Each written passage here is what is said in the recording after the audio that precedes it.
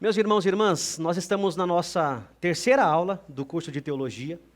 E na última aula, nós vimos um pouco da história do termo teologia reformada. E nós vimos que existem duas formas de entendimento sobre esse termo. A primeira forma, a forma ampla, diz respeito a abraçar os 5 solas da reforma protestante. Mas essa não é a forma mais comum. A forma mais comum é aquela que vimos como estrita. Ou seja, olhando pelo aspecto histórico, reformado é aquele que está aliado ou alinhado com a ala suíça da reforma protestante. Na parte teológica, vimos que reformado é aquele que abraça a doutrina da salvação conforme exposta naqueles 5 pontos resumidos no acróstico TULIP. E vimos também que no aspecto confessional, ser reformado é abraçar uma das confissões produzidas nessa época da reforma e da pós-reforma. E hoje a nossa aula vai se dedicar no tema de quais são as características da teologia reformada. Nós precisamos entender o que é isso que nós chamamos de teologia reformada. Já vimos a história, agora eu quero trabalhar com vocês nessa aula quais são as suas principais características. Tudo bem? Então nós vamos fazer isso e daqui a pouquinho vai aparecer para você na tela. Daqui a pouquinho vai aparecer para você na tela. Apareceu. Características da teologia reformada. Nós vamos começar com as características gerais. E para isso eu quero fazer uma definição com vocês, que é a definição que nós vamos usar nessa aula. E a definição é a seguinte: a expressão teologia reformada descreve uma estrutura teológica existente dentro da tradição cristã protestante que busca interpretar e aplicar as Escrituras em todas as áreas da vida. Eu quero destrinchar com vocês um pouco essa definição. Teologia reformada descreve uma estrutura teológica. O que significa isso, irmãos? Significa dizer que a teologia reformada é uma teologia.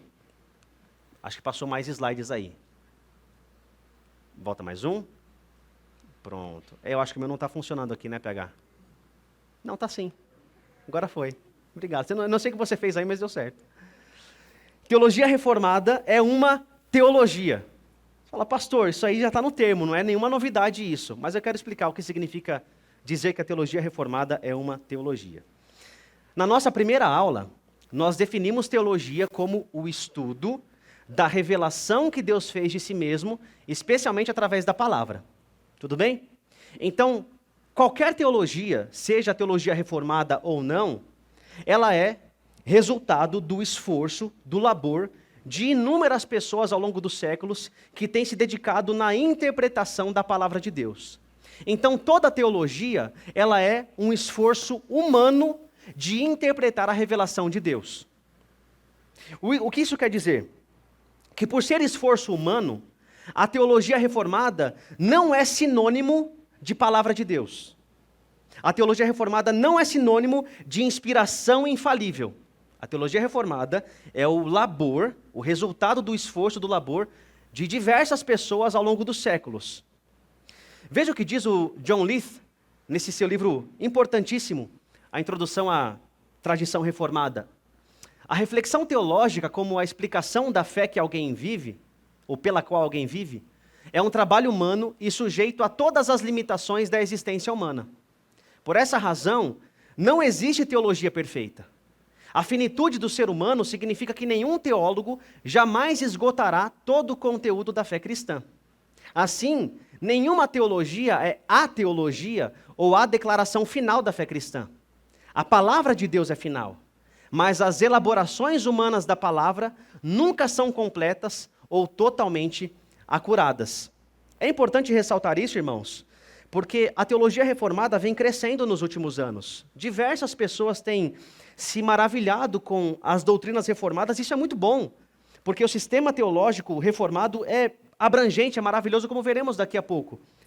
Mas o que tem acontecido em muitos lugares, com muitas pessoas, é um certo orgulho teológico, por achar que porque conheceu a doutrina reformada, conheceu a verdade, a única expressão viável de teologia cristã. Não é assim.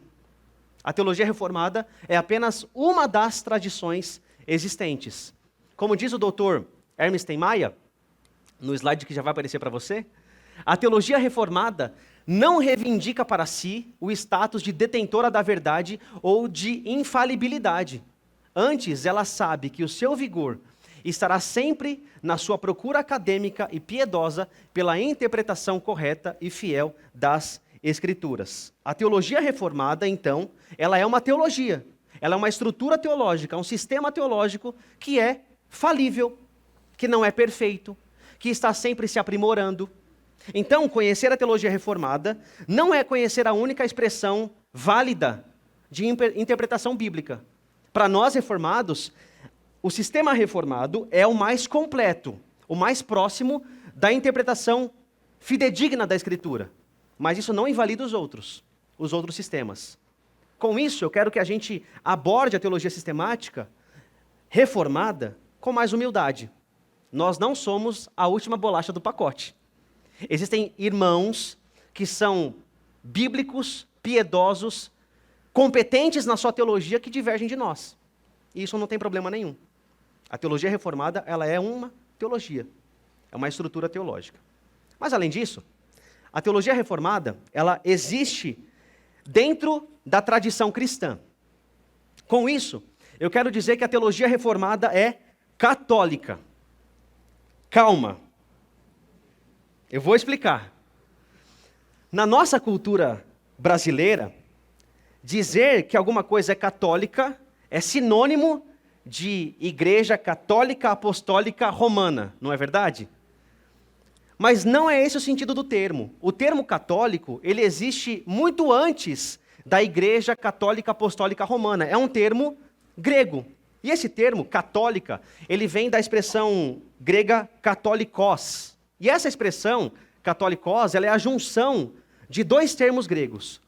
A preposição katá, que pode ser traduzida como conforme ou de acordo com, e a expressão holos. A expressão holos significa todo, inteiro, completo, integral. Então, a expressão katolikos significa conforme o que é completo, conforme o que é integral. Logo, tem o sentido de ser universal. Então, dizer que alguma coisa é católica significa dizer que ela é universal. Então, a igreja de Jesus, ela é católica no sentido de ser universal. O problema é quando a gente fala igreja católica romana. Tudo bem? Aí nós já temos uma outra divisão que não é a protestante. Dizer que a igreja, ou melhor dizendo, que a teologia reformada é universal, nós estamos dizendo que nós não somos únicos. Nós estamos inseridos dentro de um contexto muito maior, que é inclusive mais antigo do que a própria reforma protestante. Nós fazemos parte de um histórico de crentes piedosos que foram interpretando a palavra de Deus ao longo dos séculos. Como diz o R.C. Sproul, ele fala o seguinte: a teologia reformada é também católica, compartilhando muito em comum com as outras alas que fazem parte do cristianismo histórico. Os reformadores do século XVI não estavam interessados em criar uma nova religião.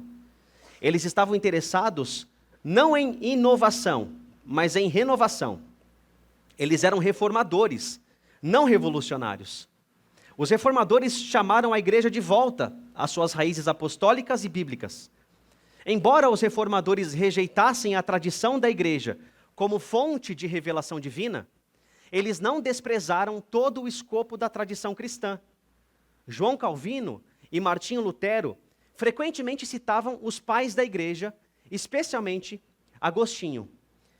Os pais da igreja, ou o período conhecido como patrística, começa mais ou menos no 2º século e vai até o 4º ou 5º século. Os reformadores olhavam para esse início da igreja cristã, dizendo: o que esses homens disseram, nós cremos também. O que eles defendiam, nós defendemos também. É claro que haviam discordâncias pontuais, mas o escopo geral da doutrina eles abraçavam. É por isso que a teologia reformada, ela defende, como vimos, o princípio da sola escritura. Somente a escritura é fonte infalível e autoritativa de revelação de Deus. Mas a teologia reformada não defende nuda escritura. Nuda é uma expressão latina que significa sozinha. Ou seja, nós não defendemos que a escritura deve ser lida solitariamente. Nós precisamos da tradição cristã para nos ajudar a entender a palavra de Deus.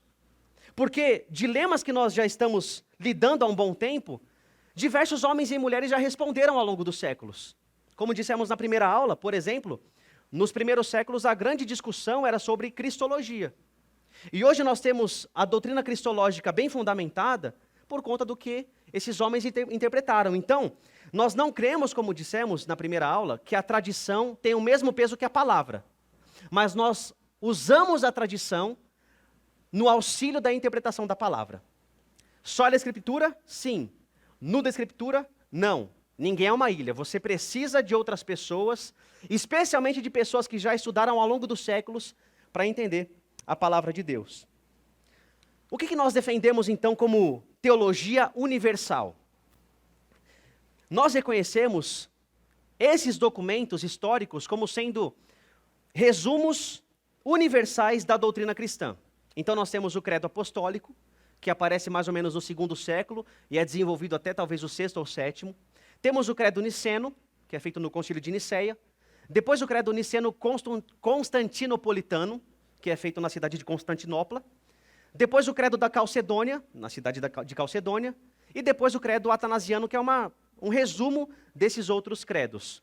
Nós não temos tempo para analisar isso no detalhe, mas esses documentos estarão no aplicativo para que você leia. É importante que você leia esses documentos históricos, porque aqui nós temos um resumo de séculos de reflexão que definem o que nós cremos também em relação aos pontos centrais da palavra de Deus. Então você vai poder ler depois no aplicativo esses documentos.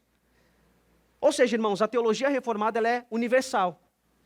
Nós não fazemos parte apenas da ala suíça da reforma, isso aí é história. Mas a teologia reformada, ela é abrangente no sentido geográfico. Em todo o mundo existem pessoas que leem a palavra de Deus com essas lentes. Então, a teologia reformada não é uma seita. Não, nós temos lastro histórico, lastro confessional. Além disso, nós vimos que a teologia reformada está dentro da tradição cristã protestante. Por protestante, entendemos aquilo que aconteceu no século XVI. Com isso, eu quero dizer, irmãos, que a teologia reformada é evangélica. Como eu disse, nós não somos a última bolacha do pacote, e existem outros irmãos de outras denominações, de outras confissões, que compartilham conosco os pontos centrais da reforma protestante, e são nossos irmãos, e têm uma teologia válida, apesar de nós discordarmos de muitos pontos.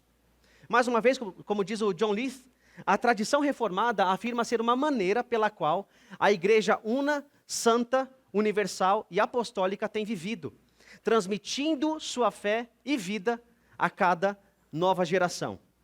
Nós estamos dentro desse escopo central de irmãos que abraçam as doutrinas da reforma. Com isso, irmãos, eu quero citar o Michael Horton, que ele tem uma frase que eu acho maravilhosa. Ele fala o seguinte: eu não acredito que haja uma coisa chamada fé reformada. Assim como não há uma fé luterana ou uma fé batista. Há uma fé, a fé cristã. Eu acho maravilhoso isso. É claro que alguns autores usam a expressão fé reformada como sinônimo de teologia reformada. E aí tudo bem.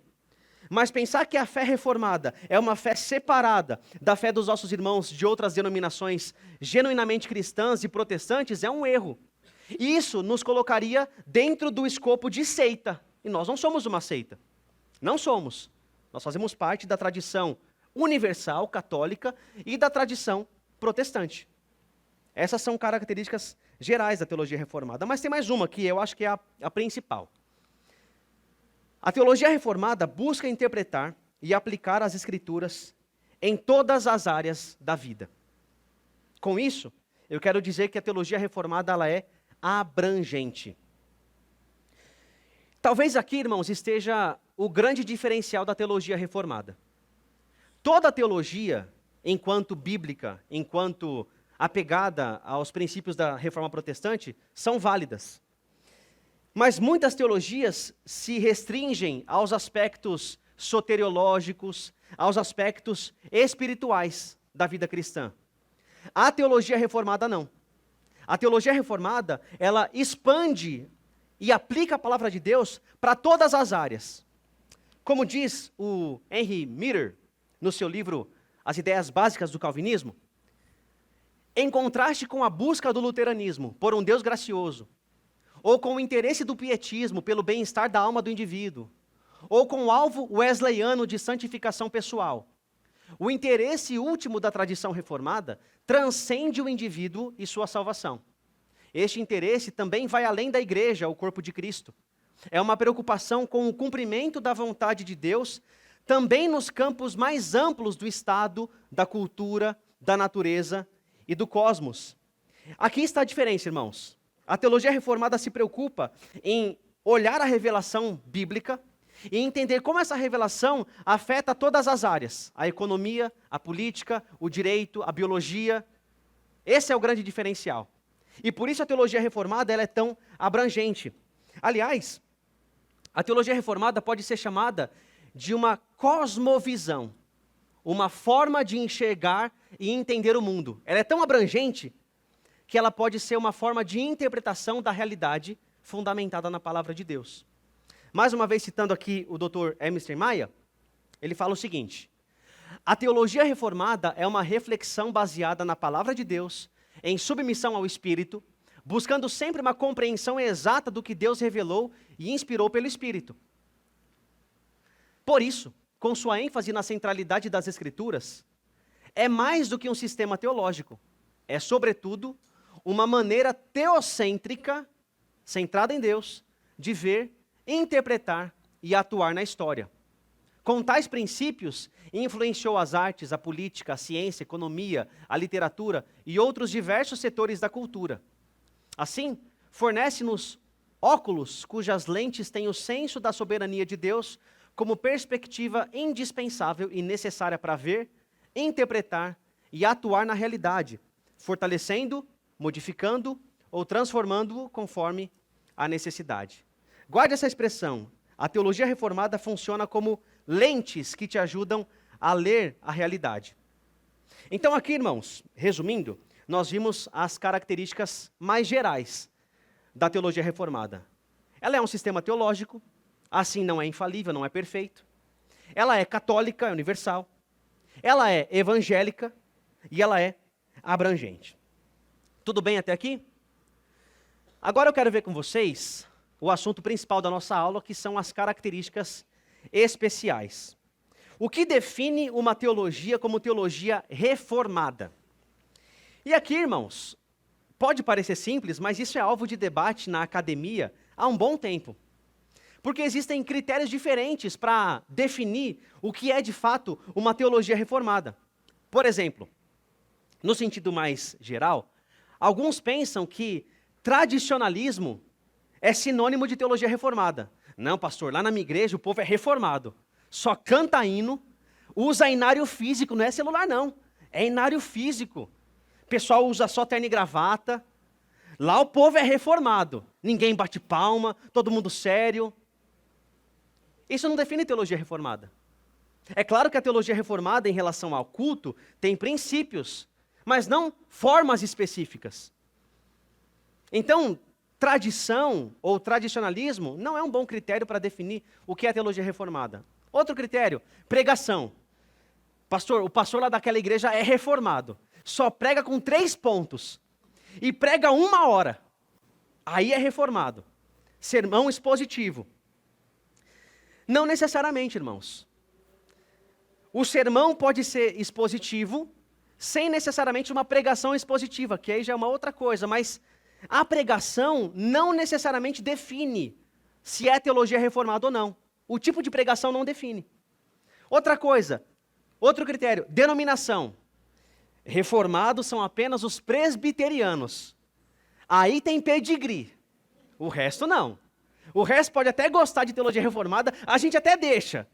Mas reformados somos nós, presbiterianos. Não, não necessariamente. Porque na própria Assembleia de Westminster, que escreveu os documentos que a Igreja Presbiteriana abraça, os padrões de Westminster, existiam, irmãos, congregacionais, batistas, anglicanos. Então, ser de uma denominação específica não define ser reformado ou não. Então, não é um bom critério. Outro critério, governo. Em que sentido? Para muita gente, uma teologia só é reformada se ela defende que a igreja é governada por presbíteros e não por um só pastor, um só líder. É verdade que a grande parte das igrejas reformadas defendem um sistema presbiterial, né, de governo múltiplo. Mas existem igrejas reformadas que defendem outras formas de governo que não o presbiteriano. Por exemplo, a Igreja Batista Reformada defende um sistema mais congregacional. A Igreja Anglicana defende um sistema mais episcopal. Então, a forma de governo da igreja não é a melhor forma de você definir teologia reformada ou não. Outro critério, batismo. Só é reformado se usar pouca água. E se jogar água na cabeça, porque se tiver muita água e mergulhar, não é reformado. E tem que batizar criança, porque se não batizar criança não é reformado. Não, irmãos. Os nossos irmãos reformados batistas não defendem o batismo de criança. Batizam por imersão, não por aspersão. Usam muito mais água que os presbiterianos. E são reformados. Então você percebe a dificuldade em definir o que é reformado? Por quê? Por conta da abrangência. É tão abrangente que é até difícil definir quais são os traços principais. Então, irmãos, eu trouxe para vocês aqui alguns dos traços que podem ser considerados centrais para a teologia reformada, independentemente da denominação e de discordâncias pontuais. É claro que eu não vou ser aqui exaustivo, não dá para a gente mostrar todos os traços, todas as características, mas a gente vai pensar em algumas que são as principais. Tudo bem? Algumas ficarão de fora, e aí, no nosso material complementar, no aplicativo, eu colocaria alguns textos que vão te ajudar a se aprofundar nesse sentido. A nossa aula aqui é mais panorâmica. Vamos lá? Primeira característica mais especial da teologia reformada. Ela é centrada em Deus. Ela é teocêntrica. Em que sentido? Especialmente na aplicação da doutrina de Deus. Se você pega a teologia reformada e outros tipos de teologia cristãs, protestantes, elas falam a mesma coisa sobre Deus, basicamente. Se você chega para um irmão que não abraça a teologia reformada e pergunta assim: meu irmão, você crê que Deus é soberano? A resposta é sim. Você crê que Deus é onisciente, onipotente, onipresente? Sim. Então, as teologias cristãs, em suas afirmações, elas falam a mesma coisa sobre Deus, basicamente. A diferença está na aplicação. A teologia reformada, ela aplica a doutrina de Deus em todas as outras vertentes ou doutrinas da teologia. Então, a gente pode dizer que o lastro central da teologia reformada, a coluna central, é o entendimento e, principalmente, a aplicação da doutrina de Deus. Por exemplo, a teologia reformada defende que a glória de Deus é o alvo, o objetivo de todas as coisas. Todas as coisas. Pensa, por exemplo, na questão da salvação. Se você pergunta para uma pessoa que não abraça a teologia reformada, a seguinte questão: por que Deus resolveu salvar os seres humanos, pecadores? Talvez a resposta seja: porque Deus é amoroso, porque Deus é benevolente, porque Ele é gracioso. Isso está errado? Claro que não, está certo. Mas a teologia reformada diz: não, dá um passo para trás. Deus salva pecadores, em primeiro lugar, para a glória do seu próprio nome. Por que Deus abençoa o seu povo? Para a glória do seu próprio nome.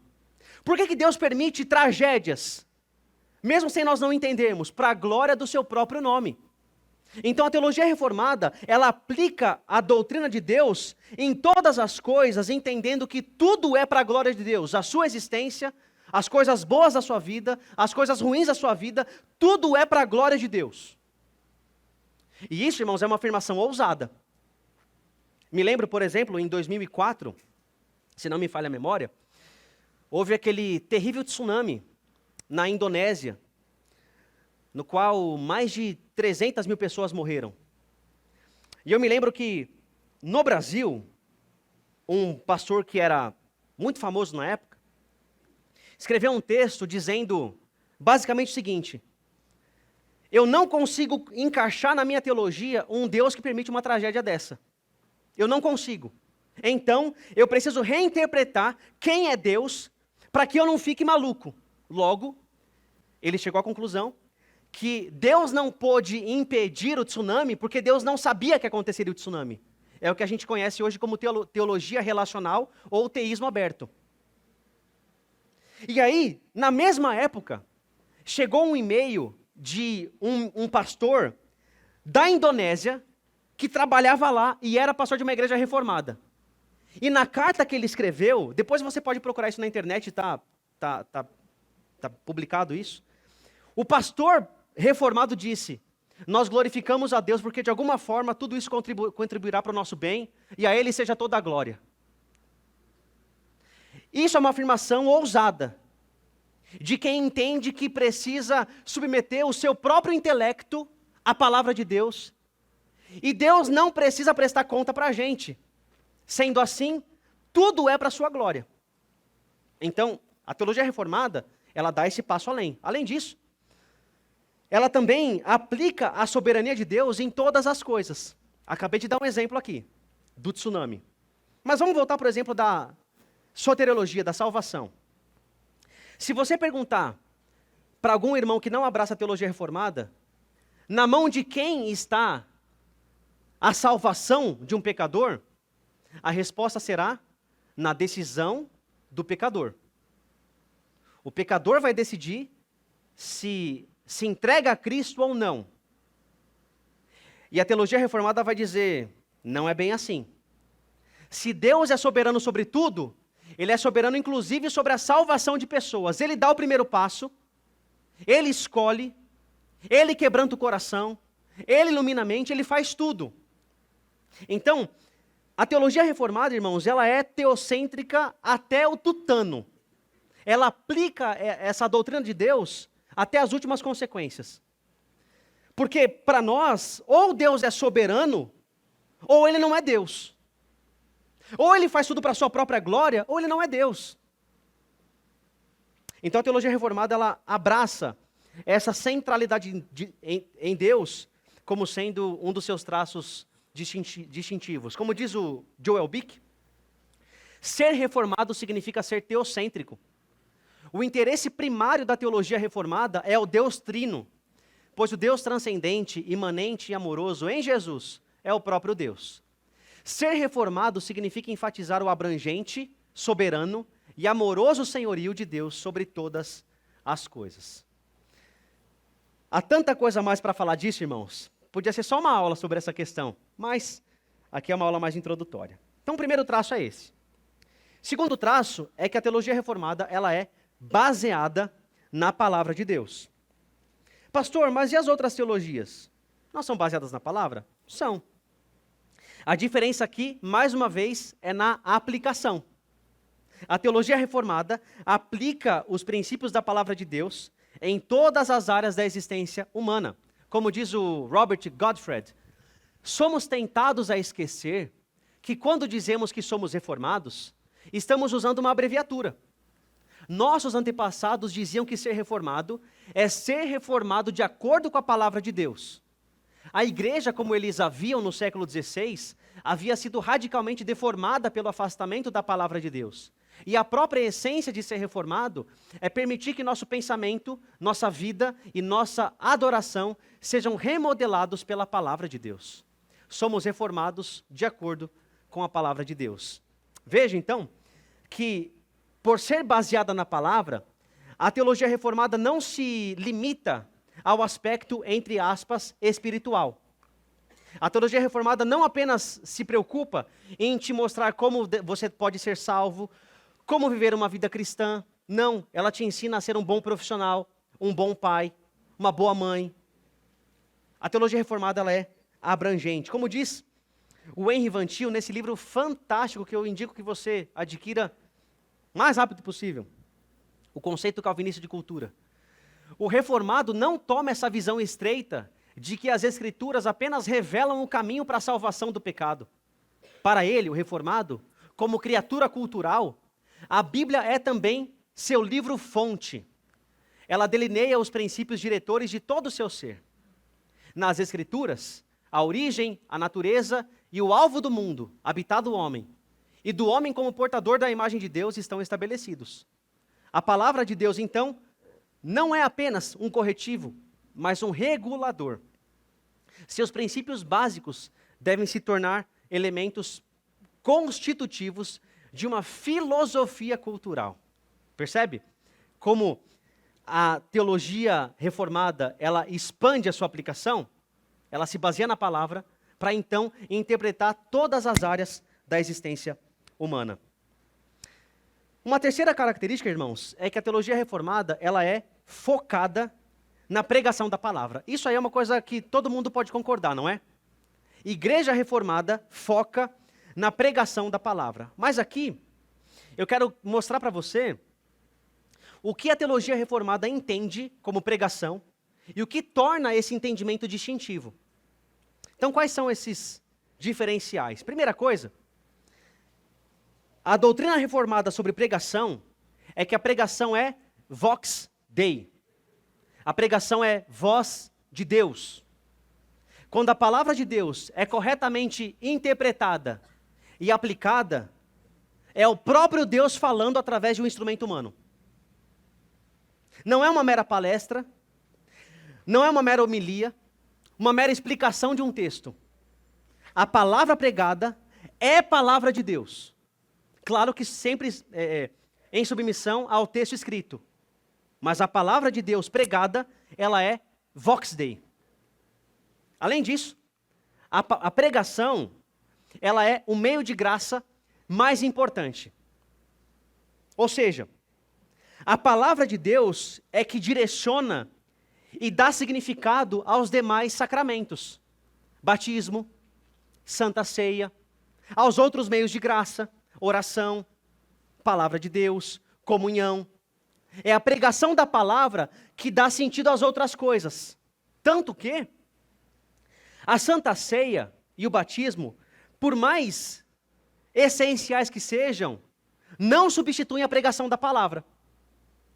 Se você for num culto onde existe a celebração da ceia, sem a pregação da palavra, a ceia não faz sentido. Porque o que dá sentido à ceia é a palavra pregada. Então, tudo mais está debaixo da pregação da palavra de Deus. Ela é um meio de graça mais importante.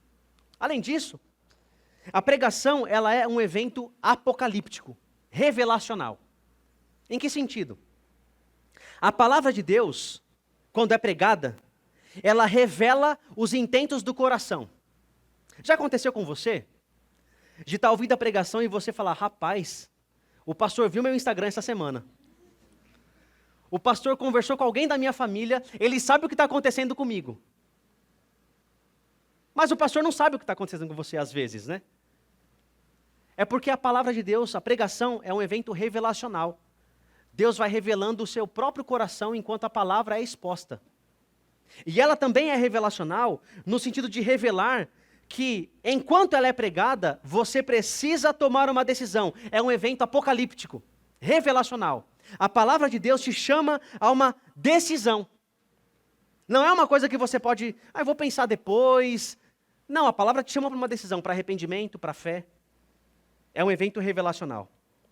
Além disso, a pregação ela é central e centralizadora no culto. Ou seja, a pregação não é o que gasta mais tempo somente num culto reformado. Ela é o que direciona todas as outras coisas. Então, em um culto cuja teologia é reformada, não apenas se prega a palavra, se ora baseado na palavra, se canta a palavra, se ouve a palavra, se dramatiza a palavra nos sacramentos. A palavra ela é central, mas ela é centralizadora também em tudo que acontece em um culto reformado. E outra coisa, a palavra ela é poderosa em si mesma. Com isso, os reformadores entendiam que a eficácia da pregação não depende da habilidade do pregador. Não depende da capacidade do pregador. O poder da palavra é intrínseco. Por quê? Ela é palavra de Deus. Então, quando ela é lida, corretamente interpretada e aplicada, o pregador pode falar errado, pode não ser o mais inteligente, pode ser limitado, a palavra é poderosa. E ela transforma. Talvez já aconteceu com você isso. Eu me lembro, irmãos, eu estava plantando uma igreja numa região pobre de São Paulo.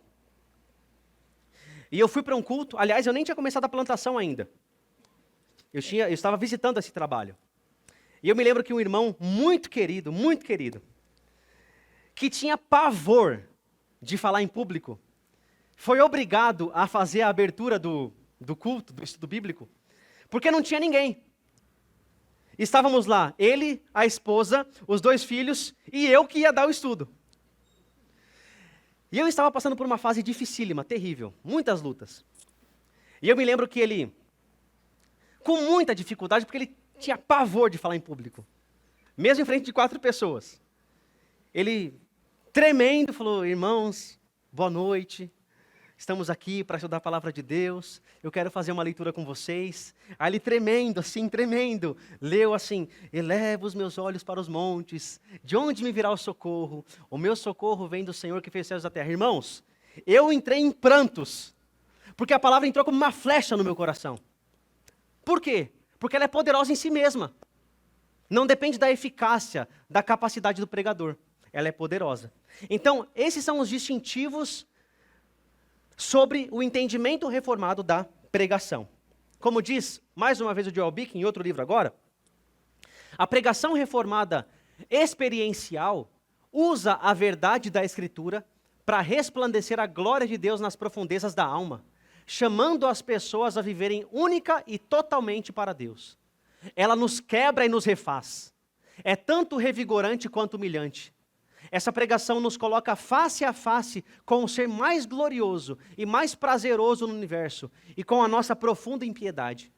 Por meio dessa pregação, o Deus Santo liga o seu coração ao de homens pecadores por meio de uma palavra de graça comprada por sangue. A palavra de Deus pregada, ela é importantíssima na teologia reformada. Mas temos mais um outro traço também. A teologia reformada, ela é devota a Jesus Cristo. Mais uma vez aqui, as demais teologias entendem basicamente a mesma coisa sobre a pessoa e a obra de Jesus. Agora, a teologia reformada tem um grande distintivo.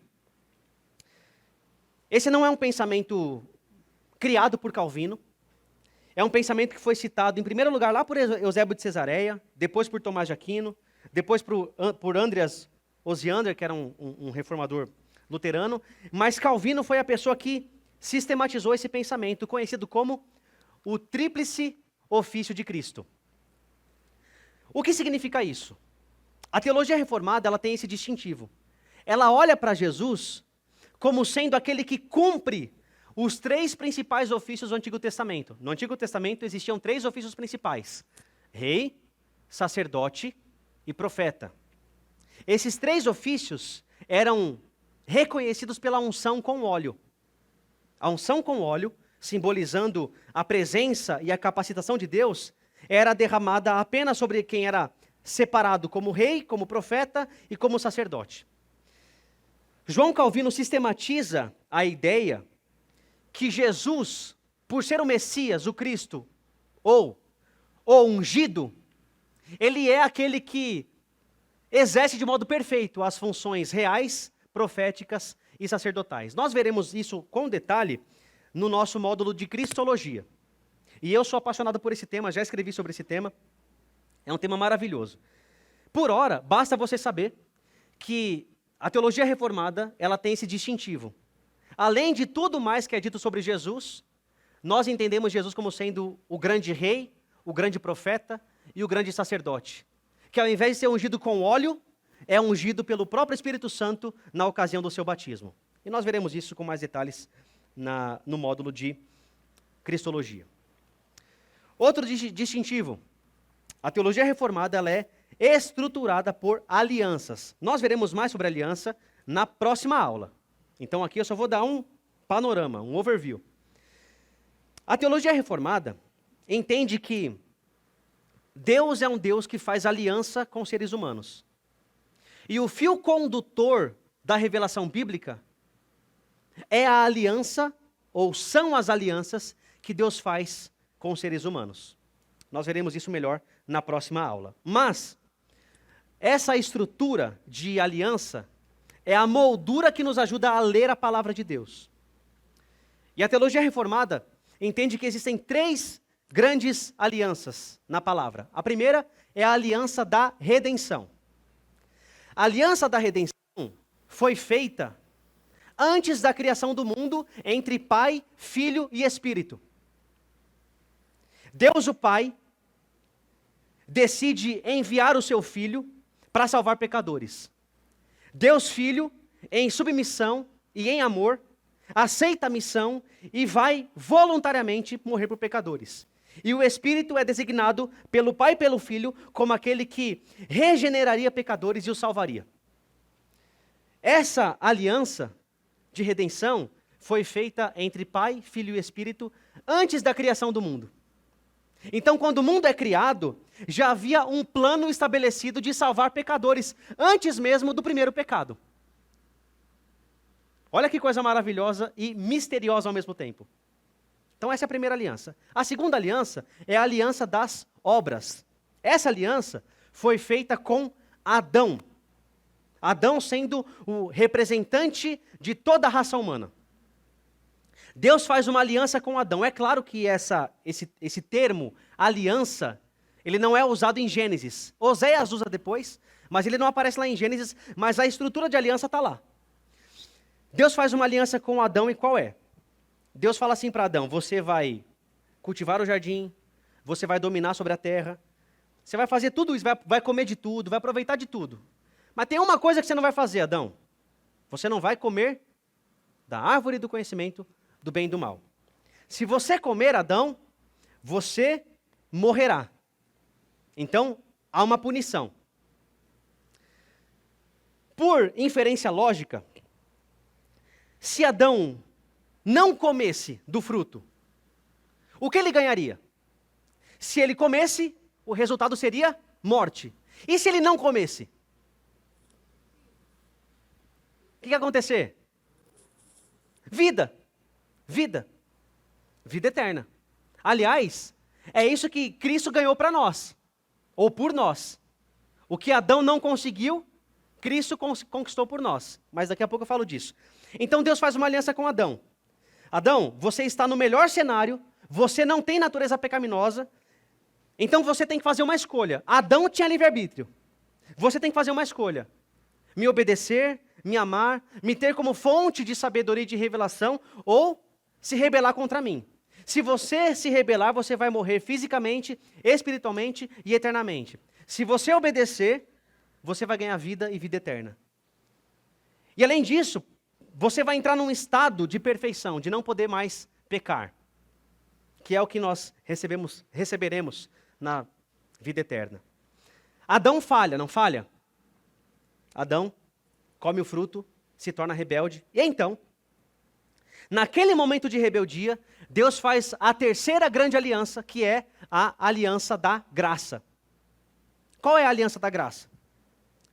De modo bem simples, a aliança da graça é Deus designando para pecadores um outro representante. Adão, como nosso representante, falhou. Mas Deus então designa um outro representante para fazer o que Adão não fez, ou seja, obedecer perfeitamente, e para pagar a pena, a punição do que Adão tinha feito. Quem é esse representante? Jesus. Não é à toa que lá em Gênesis 3,15, o próprio Senhor fala que da semente da mulher viria aquele que esmagaria a cabeça da serpente.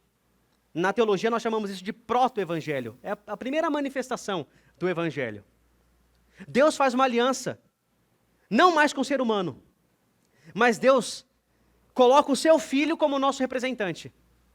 Então, irmãos, Jesus cumpre para nós os termos da aliança. Sendo assim, como diz o R.C. Sproul, nós somos salvos pelas obras. Nós somos salvos pelas obras, não as nossas. As obras de Cristo. Já se assustou, né? Sabia. Eu sabia que você ia assustar. Que bom, quer dizer que você tem uma boa teologia. Somos salvos pelas obras do nosso representante. E agora, quando nós cremos em Jesus, nós somos salvos e os benefícios dessa obediência perfeita e da morte vicária de Jesus são aplicados sobre nós.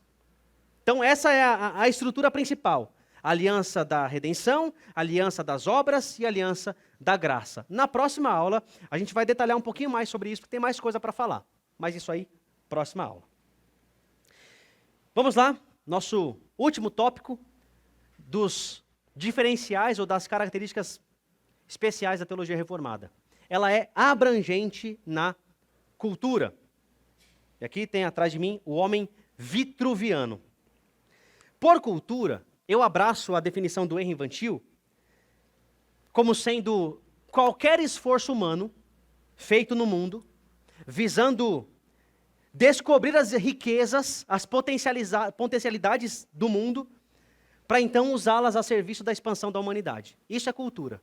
Cultura é qualquer produção humana que visa o avanço da raça humana. E você sabe que, antes da Reforma Protestante, a visão de cultura era muito negativa. A cultura era sempre pecaminosa, ruim. Ela era alguma coisa que distraía o ser humano do seu alvo principal, que era Deus. A teologia reformada, não pensa assim. A teologia reformada, irmãos, ela é muito equilibrada nesse sentido. Ela entende os pontos ruins da cultura, mas ela não demoniza a cultura. Por quê? Por dois motivos principais. Primeiro, pelo que nós chamamos de mandato cultural. Quando Deus cria Adão, lá em Gênesis capítulo 1, ele falava o seguinte para Adão: Adão, você vai dominar a terra e você vai sujeitar a terra ao seu domínio. Depois, no capítulo 2, a palavra diz para nós que Adão é colocado no jardim para guardar e cultivar o jardim. Cultivar é fazer cultura. E isso não significa que Adão devia ser para sempre um fazendeiro que ia só regar as plantinhas, ia só cuidar das verduras. Não, a ideia é que Adão precisava não só cuidar do jardim, mas encontrar meios para tornar o trabalho mais efetivo. Deus manda Adão cultivar, mas Deus não dá uma enxada para Adão. Adão deveria, com a sua capacidade intelectual, descobrir como mexer na madeira, como manusear os elementos da natureza para criar uma enxada, uma pá e assim por diante. Então, veja que fazer cultura, fazer desenvolvimento intelectual, é antes da queda, é antes do pecado. Então, Deus chama cada pessoa, cristão ou não, para fazer cultura, para trazer organização no caos. Aí você fala, mas pastor, olha, eu sou uma dona de casa, eu sou um aposentado, eu não estou criando aplicativo, eu não estou criando coisas inteligentes, eu não faço nada. Cultura é trazer avanço. Então você, minha irmã, que cuida da sua casa, que está aquele caos, depois que os filhos levantam e vão para a escola, quando a toalha que o marido jogou as toalhas estão jogadas na casa e você vai lá e você arruma, aquela coisa que era sem forma e vazia se torna organizada, isso é cultura. Isso é cultura. Então, cultura é qualquer produção humana que visa avanço para pessoas. Além disso, irmãos, além dessa ideia de mandato cultural, existe também, na teologia reformada, os conceitos de graça especial e graça comum. O que é graça especial? Graça especial é a graça que se manifesta em salvação de pecadores. É a graça que regenera, que transforma, que salva, que inclui na família de Deus. Agora, existe também a graça comum. O que é a graça comum? É a graça de Deus que é derramada sobre todas as pessoas, sejam cristãs ou não, fazendo duas coisas principais. Primeiro, restringindo o mal. Então, por que nós, como seres humanos pecadores como somos, por que a gente não é tão mal quanto a gente poderia ser, porque Deus restringe. Deus restringe. Isso é graça. Se Deus não impedisse, irmãos, a nossa própria natureza, todos nós seríamos Hitlers andando pela rua. Todos nós. Porque a gente tem a mesma potencialidade de um tirano como ele para fazer o mal. O que nos restringe é a graça de Deus. Mas ela também faz uma coisa positiva. Ela dá dons e talentos para o ser humano para que ele faça coisas boas. Para que ele produza arte, cultura, música, livros, para que ele pense em soluções. Isso é graça comum. Deus dá dons não só para cristãos, irmãos. Não é só para cristão, não. Aliás, talentos, né? Deus não dá talento só para cristão, não. Tem um monte de gente que odeia a Deus, odeia o cristianismo. E canta sobre isso, mas só pode fazer isso porque Deus capacita, porque Deus deu talento. O que é isso? É graça comum. Se não fosse graça, Deus falaria assim, você não me serve? Pum, morreu. Não vai fazer mais nada. Mas não, a pessoa não crê em Deus, se revolta contra Deus e ainda assim Deus dá talentos. Deus faz a chuva cair sobre justos e injustos. Paulo diz lá pregando em... Puxa, não me lembro a cidade. Mas é Atos 15, se eu não me engano. Paulo diz o seguinte, que Deus dá a todas as pessoas plantações e chuva e enche o coração dos homens de alegria. Pastor, mas não é crente? Não, é porque Deus é gracioso, é graça comum. Isso não quer dizer que por receber a graça comum alguém é salvo, não. Mas é que Deus é gracioso e dá talentos, dá vida, dá alimento. Por quê? Porque Ele é bom, porque Ele é gracioso. Então, a teologia reformada, ela vê a cultura dessa maneira equilibrada. Não é negativa, intrinsecamente, nem necessariamente positiva. Mas ela é feita porque Deus dá meios para o ser humano. Como diz aqui o Abraham Kuyper, nesse livro também sensacional que você pode comprar, você que se interessa por essa ideia de cultura e teologia, Calvinismo. O calvinismo está enraizado em uma forma de religião que era peculiarmente própria, e desta consciência religiosa específica, desenvolveu-se primeiro uma teologia peculiar, depois uma ordem eclesiástica especial, e então uma certa forma de vida política e social, para a interpretação da ordem moral do mundo, para a relação entre a natureza e graça, entre cristianismo e mundo, entre igreja e Estado, e finalmente para a arte e ciência. Então, Kuyper, nesse livro aqui, foi uma série de palestras que ele deu, as Lecture Stones, lá em 1899, se eu não me engano, ele vai trabalhar de modo fantástico a relação entre teologia reformada e cultura, e sociedade, e arte. Tudo isso para dizer que a teologia reformada não demoniza a cultura. Não demoniza. Quer ver um exemplo muito prático disso, irmãos? Muito prático. A nossa cultura cristã evangélica brasileira, ela costuma ver coisas que não são espirituais como ruins. Quer ver um exemplo disso? Vou citar um hino que eu gosto muito, tá? Se você gosta, eu te entendo. Olha o que diz o hino. Da linda pátria estou bem longe, cansado estou. Eu tenho de Jesus saudades, ó quando é que eu vou. Passarinhos, belas flores, querem me encantar. São vãos terrestres esplendores, mas eu contemplo o meu lar. Bonito, não é? Bonito, mas equivocado. Porque chama a criação de Deus, passarinhos, flores, como vãos terrestres esplendores. Não são vãos não, irmãos. É criação de Deus. O Salmo 19 diz que os céus proclamam a glória de Deus. E nós olhamos para o que não é necessariamente espiritual com essa visão de que, mesmo sendo uma coisa ruim, que é contra a palavra, ela é produzida porque Deus dá meios para a pessoa fazer isso. Deu para entender, irmãos? Então a nossa relação com a cultura não deve ser de rejeição, nem de absorção. Deve ser de redenção, uma postura redentiva. Olhar o que é ruim, olhar o que é bom e dar uma terceira via, a via do evangelho. Mas isso aí é assunto para outra aula. Então, irmãos, esses são os distintivos centrais da teologia reformada. Existem outros? Existem, com certeza. Mas nós não temos tempo de tratar esses distintivos. Você vai poder lê-los, alguns deles, no material de aprofundamento. Okay.